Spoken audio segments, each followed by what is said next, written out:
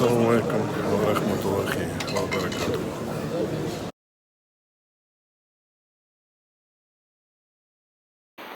Менің религия.kz сайтыма бір адам сұрақ жазып жатты. Егер биыл 2020 жылы мына коронавирусқа байланысты қажылықты жасатпай тастаса, дайындалып жүрген мұсылмандар біздер қайтеміз деп, не істеуіміз керек деп жауап берейін.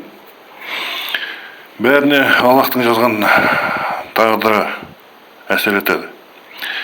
Егер Алла тағаланың жазған тағдыры бойынша 2020 жылы Саудия елі қажылықты жасауға рұқсат бермейтін болса, онда қорқатын ештеңе де жоқ. Тәуапты үйде жасаңыздар, сауапты үйде жинаңыздар.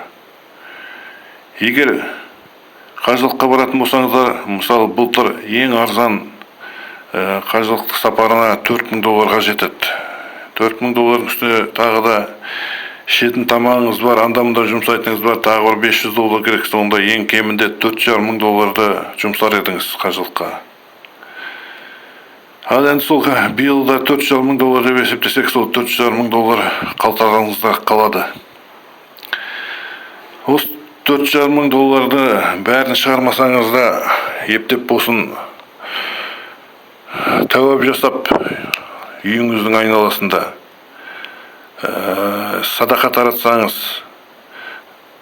қажылық жасағандай болмаса да, бір талай көп сауап жинап аласыздар. Тәуапты қалай жасайсыздар үйдің айналасында? Ол тәуап деген менің айтып отырғаным тура түсінуге болмайды.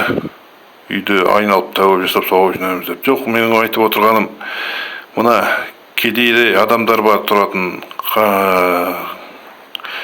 тамағы жоқ адамдар бар, ішетін тамаққа ақшасы жетпейтін, ауырып сырқау адамдар бар. Солардың үйіне тәуап жасаңыздар, сауап жинаңыздар. Өйткені ажал қашан келетінін ешкім білмейді.